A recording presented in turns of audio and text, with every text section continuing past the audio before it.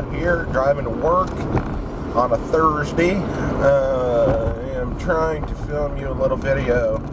I really want to sit down and film a real video. You know how it is. Such as life, as we don't have time at the moment to do such things. But I can talk to you in the car, which I know you love, but at least it's something. And let you know what's been going on. It's Thursday today. Tomorrow's God of War Day. Tomorrow's 420, everybody. The trifecta. Pot smokers rejoice. It's 420 tomorrow, and then tomorrow also God of War comes out. And everybody can't wait for God of War, a new God of War game. I think it looks pretty cool. I'm not going to buy it on release day. I rarely buy stuff on release day. I think the last thing I bought on release day was BioShock Infinite. I've made the misstep of buying things on release day before, and I just don't put enough time in. It doesn't matter if I bought it for $2 at the pawn shop or I paid $60 for it. I'm probably going to spend the same amount of time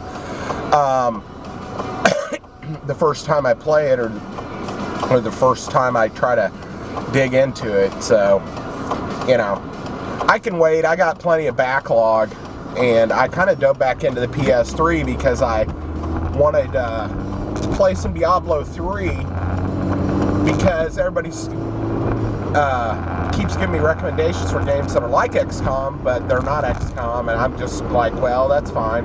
I got to give XCOM a break, or I'm going to burn myself out on it. And so I decided to go back to Diablo 3, because some people were like, well, you know, the one guy said Divinity was kind of like Diablo, and then pulls into like a more of a turn-based thing. But I looked at the Divinity game and looked at the back of the box and stuff, and it says it's an RPG, and I'm not really wanting to play an RPG.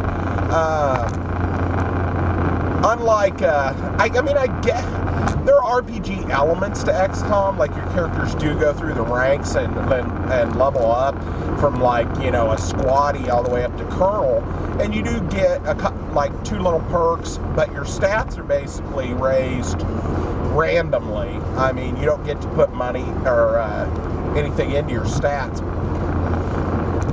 and you can do some minor things, but I don't really look at XCOM as a RPG game. It's more of a strategy, turn-based strategy adventure or action adventure game to me than a RPG. But I don't know all the terms. You can pigeonhole it however you like. It just, I don't know. The Divinity game's still like $40, and I just unclear if I want to pull the trigger on it. That's still a little pricey. I honestly don't like to pay more than about $25 for games. So I'll wait until the price gets down to $20-25 before I just buy most things. Like I said, a handful I bought on opening day, and I don't play them through to completion. I mean, I was thinking, I know I bought Fallout New Vegas, and I've given it a go 3 different times. Originally, I bought it for the 360, and then I tried again to play through it a second time on the 360, and it was really glitchy. There was a lot of glitches and stuff in it, and then I kind of gave up on it. And then when I went back to it,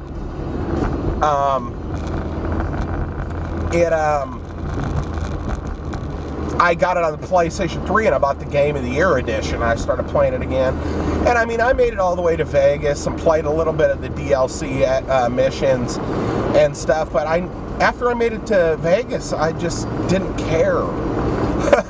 I know that sounds weird, but I felt like I was pretty much able to handle my character in any given situation. At this point, I had powered him up enough that I felt like it really didn't matter whether I finished it or not, you know? And that's something weird with me. I don't always care if I beat a game, as long as I enjoyed it. So I just have never finished it. And same thing with Skyrim, I bought it opening, release day or the week it came out, and I never beat it. And I bought it for both the PS3 and the 360. And Dragon Age Origins, I know I paid full price for it and bought it brand new when it came out, and didn't play through it all the way. The only one that I can think of that I did buy on release, well, BioShock Infinite I did beat. I was going to say another one that I did beat and bought on release day was Alan Wake. Alan Wake was a good game. I need to go back and play through it again. I just played through it one time. I did a review on it at one point after I beat it years ago. And I'm sure it's one of those 10-minuters back when it was shortened up. And I don't know if I go into a lot of deep spoiler details. I probably do. But Alan Wake was a good title. It kind of had those elements where there were certain parts where you couldn't kill everything. You just had to run, and that's fine. But that's not the way I like to really play things. I just feel like I'm skipping a bunch of stuff by running through things. Maybe there's nothing there because they know you need to run, but I always feel like you're missing stuff, so. This kind of turned into a little bit of a video about buying stuff on release day and whether or not I beat it or not. I don't know. I know there were, there's some games, well, even back in the day, on the Super Nintendo, and most games I did not buy when they were on release. There were a few. I mean, a couple of fighting games I know I bought on release day. Mortal Kombat 3 when it came out for the home console, I bought it for the Super Nintendo on release day. But for the most part, it's not something that I care about. I guess that'd be a question to ask here. Do you all feel like you gotta have it in the first week, or you're gonna get spoiled by seeing stuff about it or something, and you want to experience it and not get spoiled on anything, or you just love getting the newest thing and playing through it real quick and then turning it back around and selling it on eBay or GameStop for almost full price, and then moving on to something else, and you just don't care because you don't keep games in your collection. I mean, some people are like that. They just want to experience the games. They don't care about keeping them. So they'll just power through it and buy it at release day, and then, they get like 70% back or 75% back on it, and it's really like they only spend, $10 or $12 on it, and they beat it, and then they move on to the next thing, which, that's the way to go. I'm not that way. I like to have the hard media and buy the actual deals, and that's why I don't want to spend that much on them, and that's why I don't buy things on release day usually. And like I said, backlog, I've got enough that I'm not worried about needing to, come on. You don't got to come to a complete stop. Jesus. It's a friggin' green light with a right turn, and the dude's stopping, complete stop, before he fucking takes a right. Jesus. Sorry, that's the name of the game, brother. Oh yeah, I watched that Andre the Giant HBO sports documentary on Andre the Giant. That was pretty interesting. I was more of a Stone Cold Steve Austin era,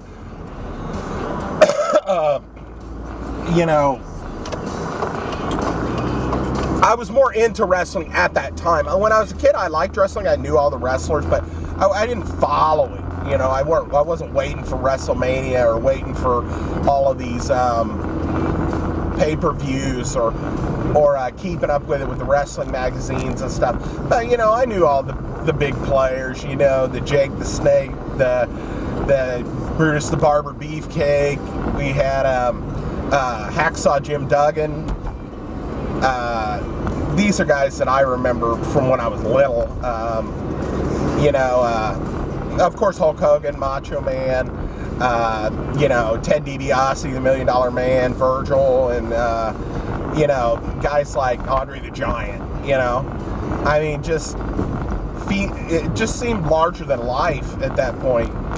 And you know, Iron Sheik.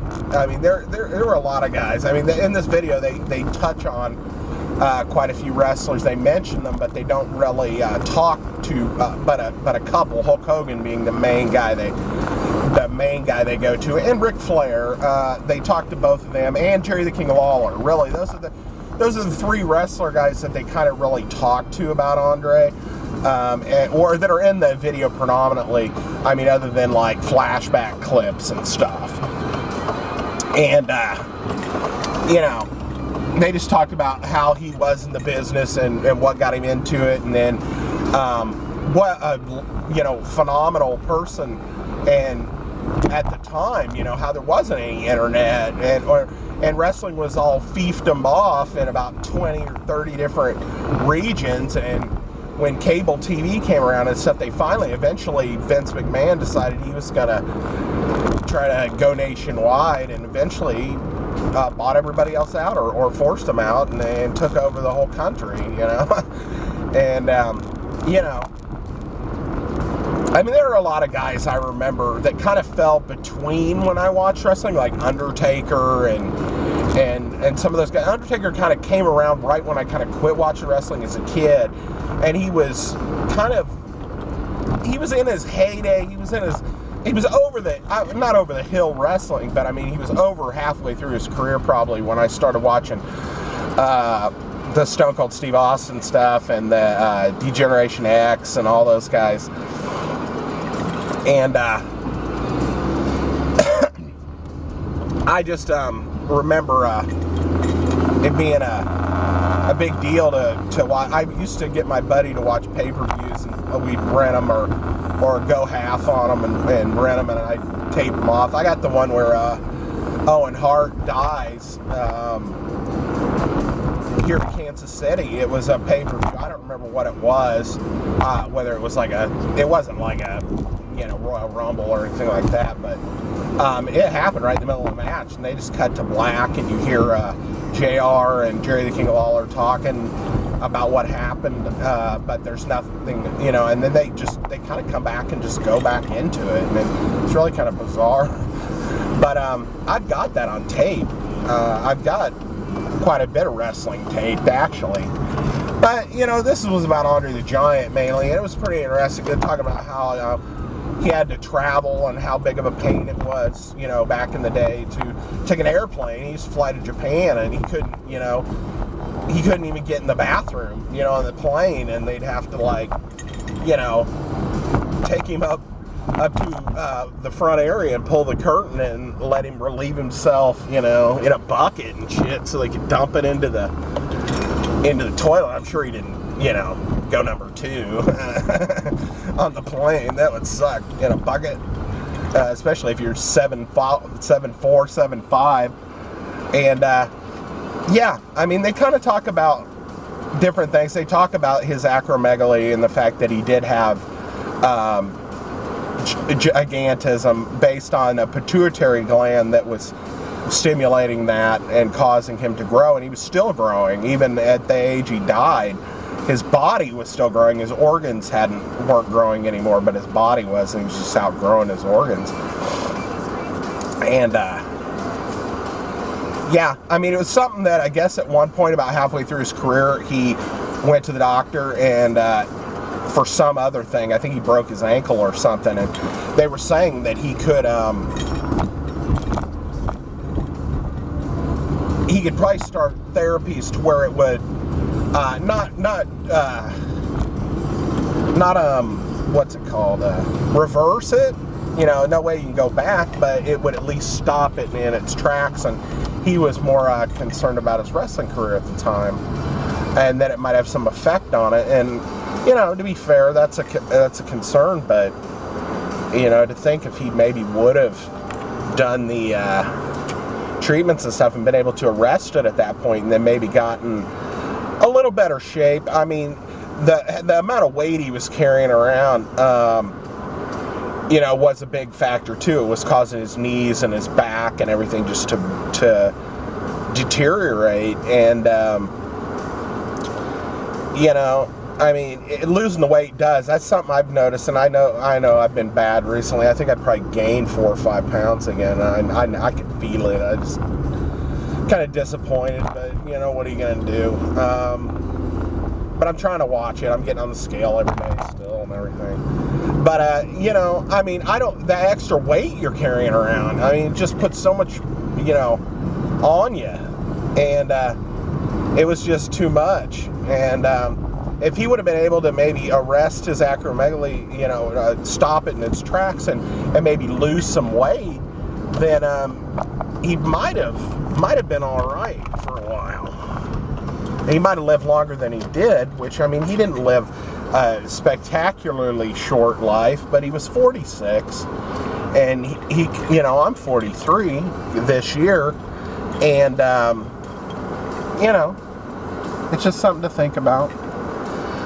So anyway, enough Andre talk. It was interesting. I recommend going and seeing that HBO documentary if you have the means. And you know, it was definitely a good tribute to the man, and he was a phenom. I mean, they do touch on Hulk Hogan and how, because Hulk Hogan kind of came around, the era of Hulk Hogan kind of came around at the latter years of Andre's, you know, career. So he kind of helped make Hulk Hogan, and Hulk really acknowledges it. You know, he's like, it was a big deal. So anyway, thanks folks, and I'm gonna sign off, and we'll talk about something more interesting next time. Okay, bye.